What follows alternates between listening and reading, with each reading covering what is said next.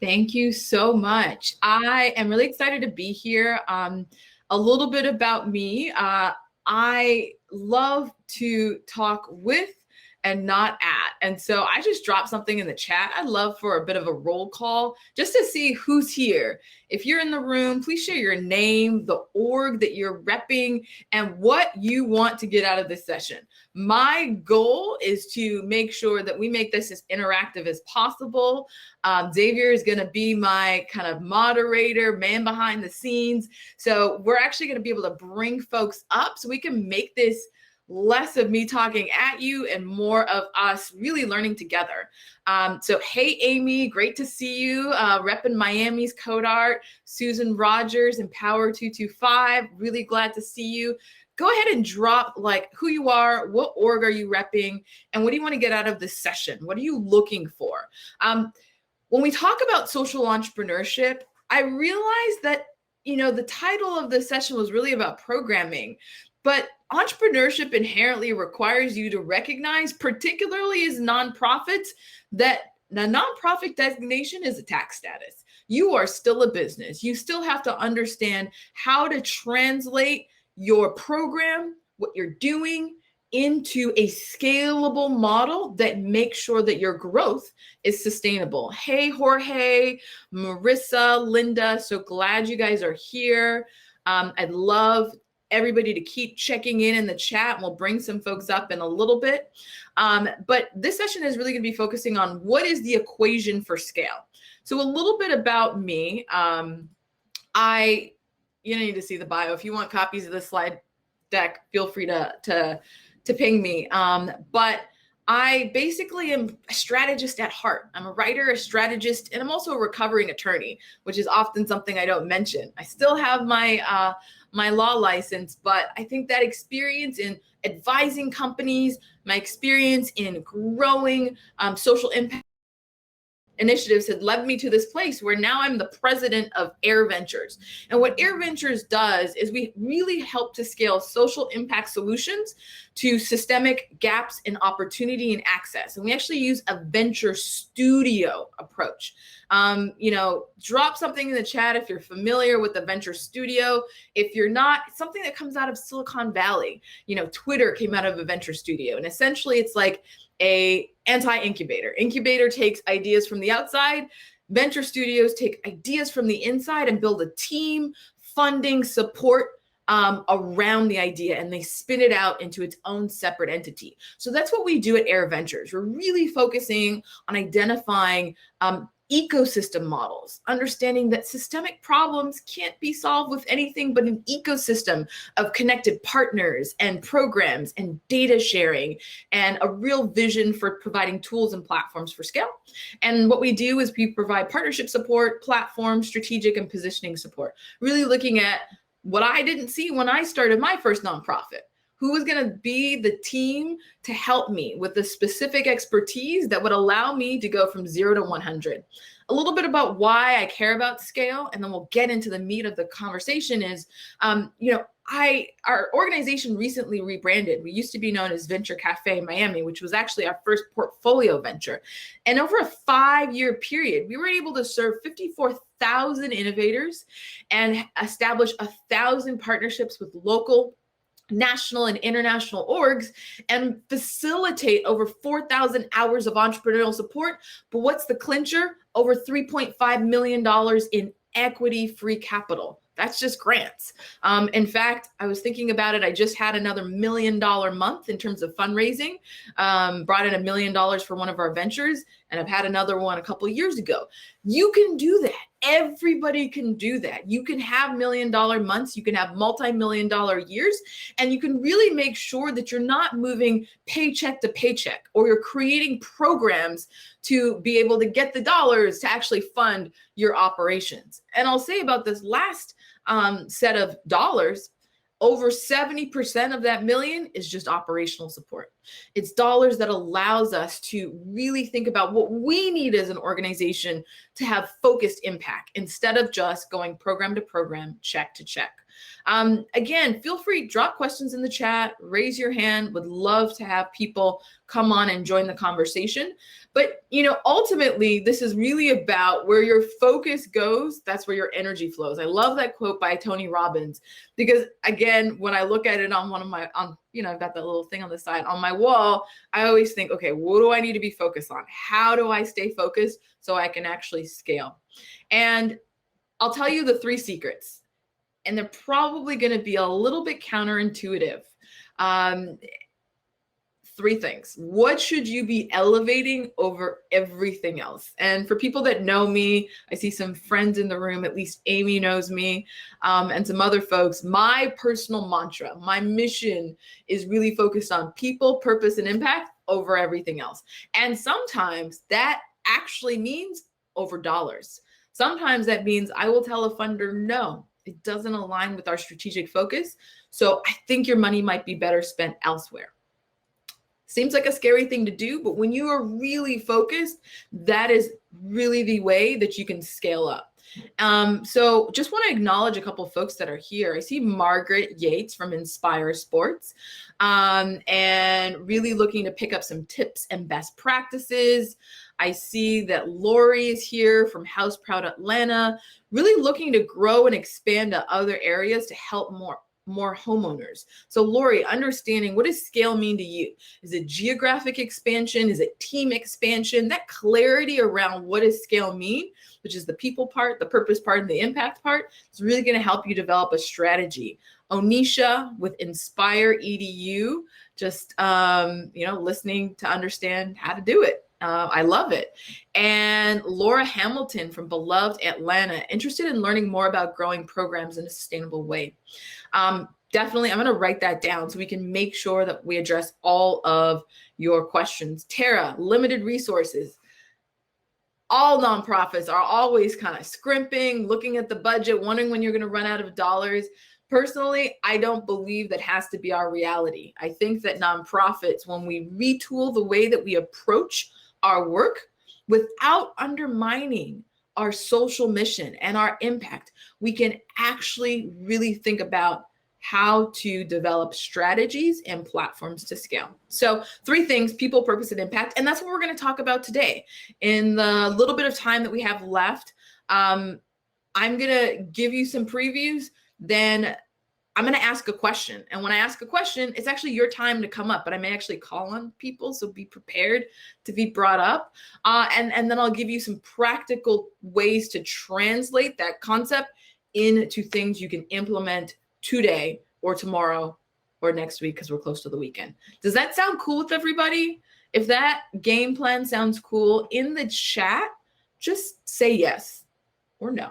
Let me know that you're here, since I can't see your lovely faces, and let me know if that game plan sounds like it's going to work for you guys. Awesome. Awesome. So people, we humans are hardwired for connection. Everything we do is for people, with people. And when it comes to our organizations, our biggest asset is actually our people. That's why I put people first. From the people that we serve, to the people that make up to the teams, to the people that are supporting us. And so really elevating that people aspect is something that you need to think about. Sometimes we get short-sighted and we elevate program. You'll notice in the 3 secrets, I didn't say anything about programs. The trick to actually scaling, to being sustainable, is thinking about what investments do I need to make in that people vertical. And so when I think about people, you got to design. You got to design the organization that you want. Luck, as Howard Schultz says it, luck is the residue of design. So there are 4 areas that I want you to think about when you're talking about how do I strategically invest and think about my plan for people. First is your team. I will tell you, and I think there's someone that used to work for me in the room, but I started my first nonprofit venture as a 1-person team. Then it was a 2-person team. And over the course of the last 2 years, we scaled from 2 to now 8. And I think we're going to be at 11 by the end of this year. And the reason why is people are what drive our ability to have the impact. But when it comes to people, the first thing you need to think about is what talent and skill sets are needed to achieve our goal. Oftentimes, we just hire for titles instead of hiring for talent and hiring for skill set. Raise your hand if you ever just hired for a title. You can raise it with an emoji, a yes, don't I know it in the chat. Let me know if you've ever just kind of hired for a title. One of the things that visionary companies do, and companies that are not nonprofits, but clearly you want to emulate, really well-run companies hire for the talent and skill sets that they need. I always say that titles can be changed. For example, when I needed to hire someone that would help me with partnerships and I needed someone to help with program evaluation, I found an amazing candidate. She had no experience in partnerships. And I ended up just changing her role to strategy and impact manager. And her role in our organization has been absolutely critical to helping our ventures really develop logic models, program evaluation, success metrics, outcomes and outputs, and also as our main grant writer. And then the other side with partnerships, I had a really good associate director that's great at relationship management. So we switched her titles. Focus, again, the takeaway for this is when you're building a team, focus on the skills that you need, not the titles you should have. And oftentimes, I just let my team select their title. I'll say, this is what I'm thinking. What do you think? Because often titles are a reflection of what value the individual has, but not necessarily what they're doing. The second thing that's super important when you're thinking about the people aspect, because this will make or break your organization, is culture. You know the saying, culture eats strategy for lunch. I actually think they're about the same, but culture is so important. And when it comes to culture, one of the things I want you to think about is this idea of a psychological contract. Has anybody ever articulated the psychological contract that exists between you and your customers or you and your employees? Psychological contracts are this concept that basically talks about the implicit promises and expectations. A lot of times we have the explicit promises, how much you're going to get paid, what your benefits are, what your title is, how much vacation do you get. But how often from a cultural perspective do you articulate those implicit expectations? Do you have a conversation about what motivates people? Why are they there? As social impact leaders, it's so important for us to pay attention to this cultural aspect around a psychological contract, because that is actually knowing what people want allows for us to design compensation, because sometimes, resources are limited, but it allows for us to design compensation in a way that we're serving the real needs. Third and fourth, thinking about partnerships and your customer, who you serve. This is the trick to scale. When we ran Venture Cafe, we started off as a small 1-2 person team, and we were able to reach 54,000 people by looking at how we aligned and amplified other organizations. Our program model was actually just a platform that allowed hundreds and hundreds of organizations to use it. So that's why I focus on ecosystems. And that's why I think about programs that inherently are designing for collaboration. Partnerships are your surefire way to grow exponentially and expand your impact. A lot of times we want to do this in a silo. We've got a little bit of toxic independence. We want to be known for what we do. Encourage you to really think about the people part of partnerships that can help you grow. And fourth, customer. Really understanding, who are you serving? This is the biggest challenge that a lot of social impact organizations have, which is you're trying to be all things to all people. I'd love for you to jump in the chat or otherwise and let me know, are you trying to serve 10 different constituencies? Are you trying to serve a lot of different people? I'm definitely guilty of that. One of the things that our organization did as we restructured coming out of the pandemic is we jettisoned the programming that was not allowing us to be strategically focused. And honestly, we're able to raise a good amount of money in that period by eliminating programs that didn't allow us to be strategically focused on a particular niche audience. The reason why focusing on your customer is important is it allows for you to collaborate better when you're clear about who you serve. And it also allows for you to go deeper in how you serve a particular group, and understanding that if you can't serve the needs of another group, there's probably another nonprofit that's able to do that. So Xavier, I'd love to bring some folks up for a bit of a conversation. And the question that I have for people are what superpowers are essential to execute with excellence. Think about your team, think about your organization. You can raise your hand, and Xavier, if you want to just jump in audio wise and let us know how to do that, but I might just call on a couple folks. Yeah, so the way that this works is that if you guys want to speak or answer the question, simply share your audio and video, and then I will share it with the panel, and you'll be on a panel next to Leigh-Ann, and you guys can answer the question. And then after that, we'll just bring it right back down. Awesome. It's like Clubhouse for video. This is what I've been saying, if anybody's been on Clubhouse. So do I have any volunteers, or do I have a voluntold? Give it 3, 2, 1. I'm going to pick on someone I know, Amy Renshaw, just because I know you. Feel free. I'd love for you to join us on the stage. And I want us as a group to kind of talk through how you're thinking about what superpowers are essential to execute with excellence for your organization in particular. See if she's there.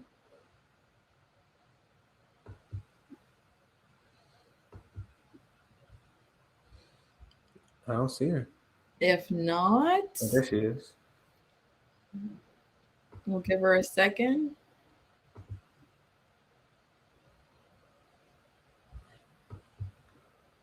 While Amy gets up here, why don't I also kind of walk through how I think about the superpower framework?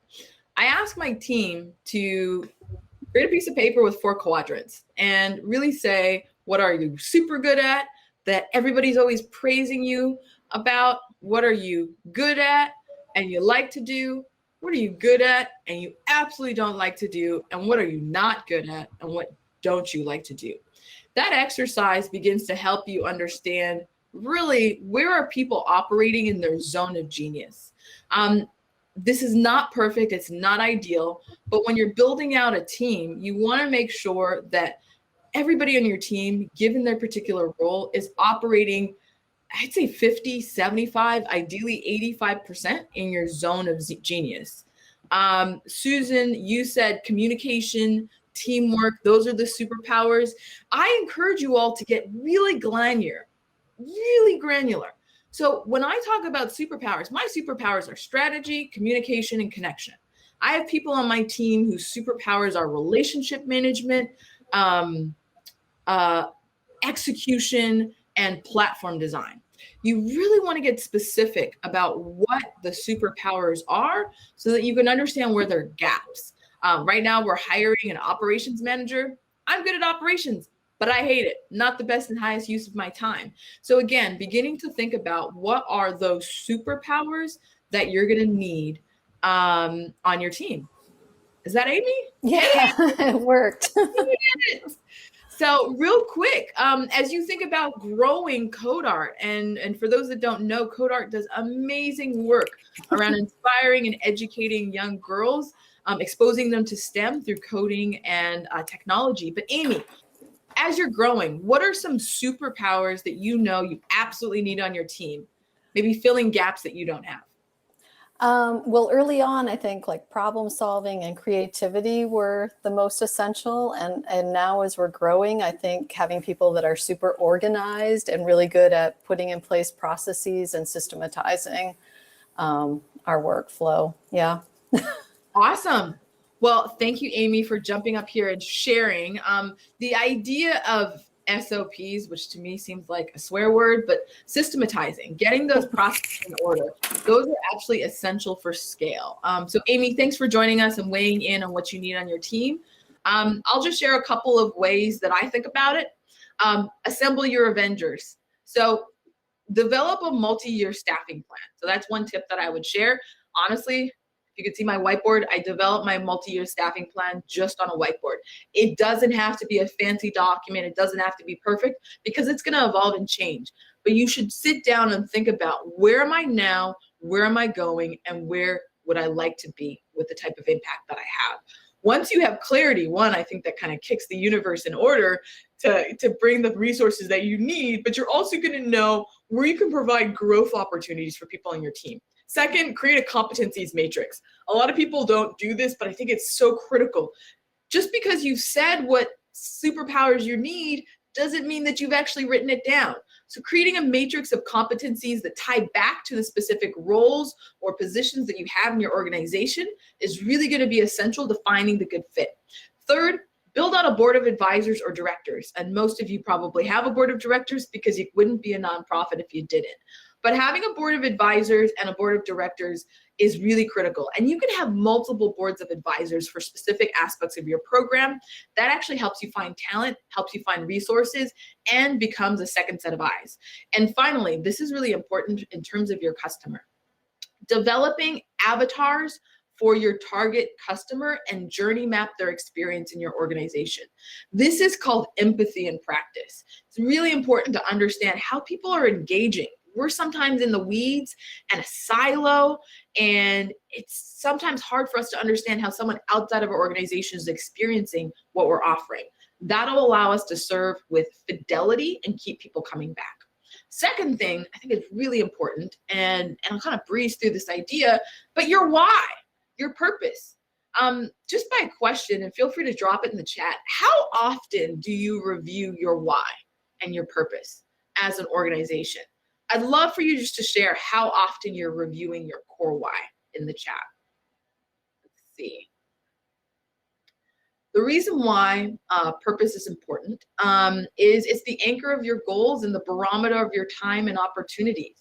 If you're not calibrating back to purpose in every single thing you're doing, then you're missing out an opportunity to be focused on growth and impact. Lori says all the time with what we do, it's our key focus constantly. I will tell you, for me, it's every day, literally, and multiple times a day, because it becomes this cycle of asking, does this relate to the purpose? Does this email relate to the purpose? Does this partnership relate to the purpose? Onisha says all day, every day. So you should really be calibrating to your why. Couple of quick points on how we might do that, and I'd love to bring someone else up here. So if you want to jump up here, please let me know in the chat so that Xavier can bring you up for the next question. But vision, from a biblical standpoint, there's a Bible verse, proverb, a scripture that says, write the vision, make it plain. A lot of times we have these complicated vision documents, but your vision can simply be a sentence. And it's something that you can repeat to yourself as a mantra every single day. But more importantly, find out how often your team and those you serve can articulate your vision. The best way to understand if your vision is present throughout your organization is not for you to say it, but to see how often others are saying it, to see how often people repeat it back to you. Secondly, values, vision values, we know this stuff. But my question to you is, how are your values translated into practices, policies, and processes? Values sometimes are these statements that go on a wall, but being able to translate the way that you operationally run your organization to calibrate to your values is super critical.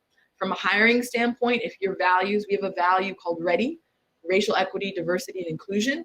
So we look at who makes up our organization from a demographic perspective, because that's one of our core values. We write it into our SOP. We include an EEOC statement on all job descriptions. Looking at how your values translate even to how you operate. For our team, we realized one of our core values is freedom.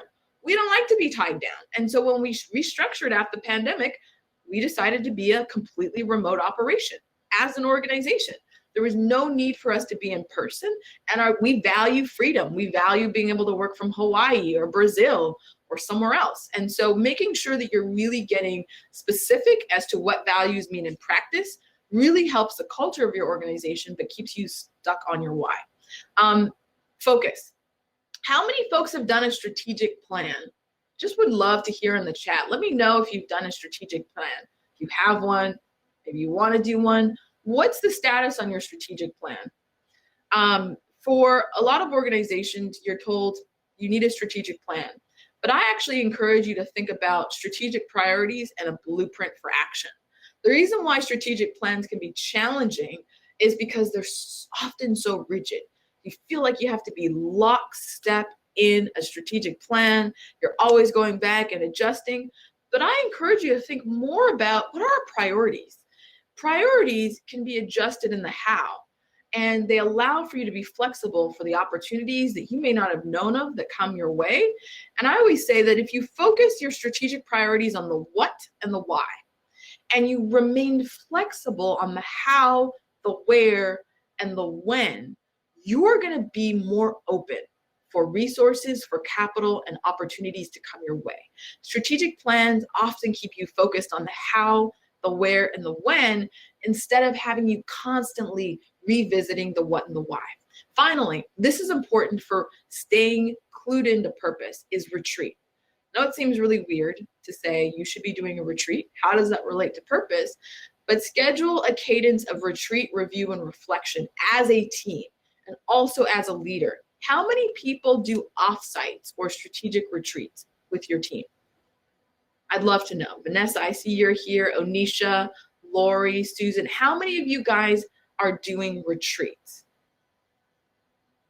I'll share with you that our organization switched our model to do a quarterly retreat, not a once a year thing, but a quarterly strategic retreat where we kind of zoom out from our day-to-day, and we retreat once a quarter to make sure that our strategic priorities still align, to make sure we're taking time to plan with purpose and intention versus going through the motions. And so I'll just share with you how we retreat. Every month, we do what's called a project week. I don't take meetings the last week of the month because that allows me to focus on strategy. As an organization, we do a quarterly retreat, and that's going to be a quarterly offsite where we actually focus on what we need to do. As a board, the board is invited to join us at least once a year at a big retreat, but also at a dinner for our quarterly retreat. And it might seem like we're taking too much time off, but the more you can zoom out from the day-to-day and focus in on the purpose, the better things will be. So I want to ask you all, and maybe I'll ask for a volunteer, but maybe I might invite someone up stage randomly. But the question I want to ask is, the question you should be asking is, why are we focused on our current strategy? Why?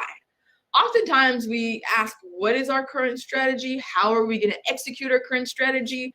But not often, why are we focused on our current strategy? So who would love to come up and share their answer to that question? How about, well, Vanessa, why don't, oh, there's someone. Okay, let's see who it is. Onisha, hey. Hello. Can you guys? Thank you so much for joining us. So, just do quickly introduce what you do, your org. Maybe people didn't see it in the chat. And then I want to hear your answer to the question, why are your organization focused on your current strategy? So Onisha Freeman, Director of Partnerships and Programs with Inspire EDU.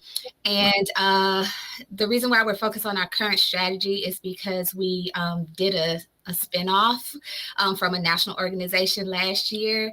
And so even though we've been doing the work for 14 years, it really feels like we're in a startup phase sometimes. And so I think, sort of building this local 501c3 that's honed in and focused on the needs of Metro Atlanta is super important for us to do all the things as much as we can right. So so that's why we're really focused on our current strategy, every type of strategy, partnership strategy, fundraising strategy, marketing strategy, is to me the key part of building this business right. And so, Onisha, if I hear you correctly, your why or your purpose around the current strategy is to really get clear on the local impact. Yeah. It's really about, we want to have an amazing impact locally. That's right. And so if that is your why, then one of the opportunities that you have is to discard everything that is not going to amplify local impact. Mm-hmm.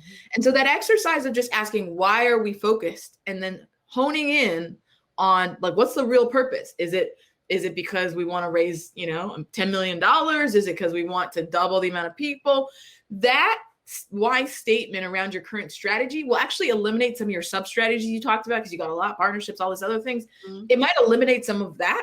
Mm-hmm. And it will allow you to be really focused in on everything that is hyper local, everything that is adapted to the needs of Metro Atlanta, right? Because maybe some of the things you might have been doing don't actually fit your community, but they were required because they were part of a national model. Right. We recently went through that process, and we jettisoned that program because we realized it's cool to have that national name and national model, but what our community needed was not events, but strategic support, and we completely redesigned. Mm-hmm. Yeah. So that's it.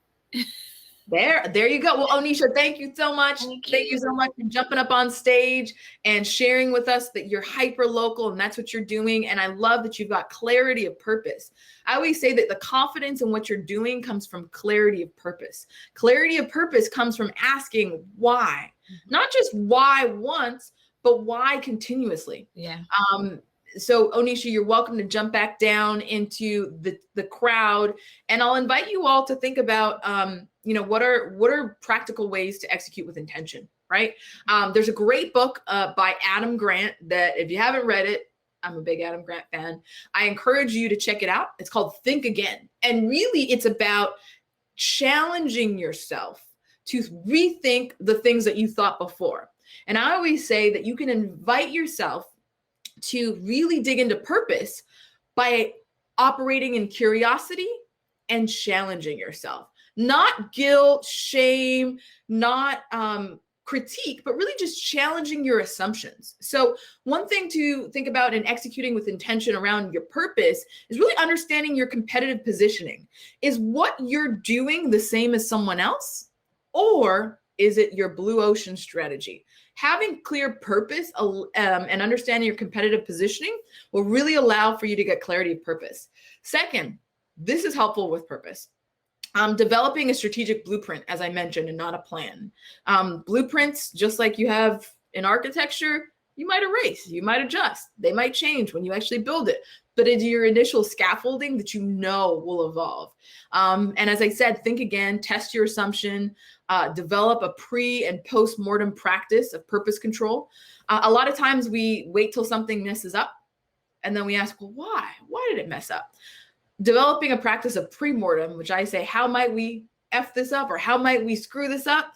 That is super helpful in staying on track with purpose. And then finally thinking about, those systems to scale. That allows for you to be intentional and really focused. Last but not least, impact. So we talked about people, purpose, and impact. And so when it comes to impact, most people can't actually define what impact is. Your grant writers will tell you it is, the outcomes that are created by the outputs. Other people will say impact equals KPIs. Other people will say, how lives are changed. We actually don't have clear definitions of impact. And that's often why we have mission creep, or we focus on programming over purpose. And having a clear definition of what impact means to you is what's going to help you scale up, because you're going to be focused. And there's some people in the room that know me and know that impact allows for you to say no. Impact allows for you to say, how do we go deeper? Impact allows for you to say, this is our strategy for growth. And I love this quote by Khalil Gibran that says, progress lies not in enhancing what is, but in advancing toward what will be. Inherent to impact is being a little bit visionary and understanding what change you actually want to see and how might you accomplish it, and then reverse engineering. So a couple of key elements of impact that I definitely implore you to check out and make sure you're really thinking about: data. Need I say data again? You can't manage what you don't measure. And so knowing your numbers. And I'll give you an example. We just pitched for a big grant opportunity. And in prepping with the funder, one of the questions they asked me was, how much revenue has been generated by the small businesses you're supporting? I didn't have that number at hand, but trust and believe within 20 minutes, I was able to get all of those nuanced details. Having numbers that are not just the numbers that people are asking for, but the numbers that you need to know to understand if there's efficacy in your work is what I think you should really encourage your team and your program evaluation folks to think about.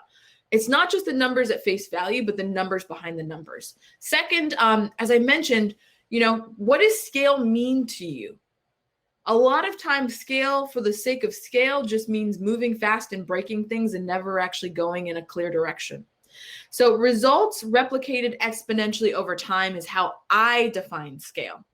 And so I look at what are the results I'm seeing, how do I ensure that they continue to be replicated, and then how does that replication happen exponentially over time?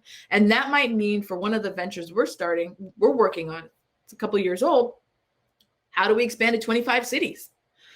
That is our definition of scale, because that will actually give us results replicated exponentially over time. For some of you, scale might mean expanding to different neighborhoods. Scale might mean growing your team so you can serve more people. Scale might mean expanding the number of programs you offer.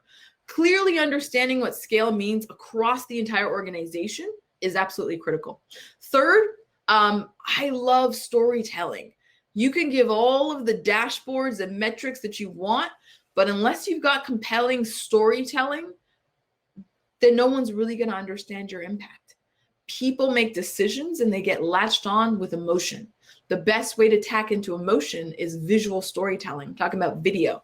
And I love this quote from this African proverb that says, until the lion learns to read and write, the tale of the hunt will always glorify the hunter. You got to tell your own story. It's not something you can outsource. You, as a leader of an organization, are not only the CEO, but the storyteller in chief. And so really understanding what are the stories that are going to get you to really communicate the impact you're having is part of your responsibility. And last but not least, impact means having a plan, an action plan. And the way that I define an action plan is looking at how you calibrate the problem you're trying to solve, the platform that you have, the actions you're taking with your key performance indicators. Oftentimes we try to define those things in silos and not in relationship to each other under a clear logic model. And that's what creates confusion in the direction of the organization and doesn't allow us to maximize the potential of our people and our programs. So before we conclude, I want to invite one more person up to have a volunteer to just share from your organization's perspective, how will our target market change as a result of our efforts? How are you defining impact in your organization? So I would love to invite a person up. Otherwise, I may just call on someone, see who's in the room. Let's see. How about I'm just scrolling through. Margaret Yates, are you with us? If you want to join us on stage, we'd love to hear how you are looking at how your target market will change as a result of your efforts. While you do that, I'll share just an example from one of the ventures that we're working on. We realized that in serving Black founders in Overtown, if you're familiar with Miami, it is a low to moderate income neighborhood. We have a place-based effort. One of the things that we define in terms of our impact is not just the number of entrepreneurs that we're serving, not just the number of partners that we've been able to get in our 18-month pilot. I think 750 hours of technical assistance. We've served 65 founders. But for us, we actually define impact as how often are these founders transitioning their hustle to scale. And that idea of impact allowed for us to develop a logic model of what that looks like. To us, that looked like increase in revenue. That looked like having a business plan and clarity around their numbers. That looks like eliminating redundancies in their business and developing better business processes. That looks like getting their story out there and increasing their customer base. And so when you have a vision of what it looks like to change from hustle to scale, that will allow you, in whatever impact definition you're using, that will allow you to understand what are the KPIs and what are the actions that you need to be taking. And so I think last but not least, how do you get to exponential results? My tips for you to really translate this idea of impact in theory to impact in action is to quantify your results across multiple domains and make dashboards your best friend. I'm not plugging Salesforce. I don't work for Salesforce, but a Salesforce for nonprofits is great. They've just recently relaunched a whole suite of tools, and they'll even build out your instance for you. And so on our team, we use Salesforce as kind of our place where all the data goes. And then we use a company called UpMetrics to visualize dynamic dashboards. So at any given time, our funders, our strategic partners can see live data that we've curated. It's not just data, but you can click on a data point and get a story or a video. Really thinking about how you're kind of quantifying your results across so many different domains is helpful. One thing that you can do very practically, if you haven't, is just to do a data audit. That's something that we did internally, and I will tell you, it was a headache. But we really looked at where is every single source of data? What is the purpose? Why are we collecting it? And who are we serving? And then also developing a logic model that helps you to understand how your impact calibrates with your business model. And last but not least, developing feedback loops for all your internal and external interactions. So that's pretty much it. Those are some tips, some 3 secrets to how you can really scale. And I leave you with this last thought that we either live by intention or we exist by default. What type of organization do you want to have? Do you want one that's intentional, thinking about your people, your purpose, and your impact as what is going to drive how you make decisions and your strategy? Or do you just want something that is going to default to whatever's been handed to you? That's it.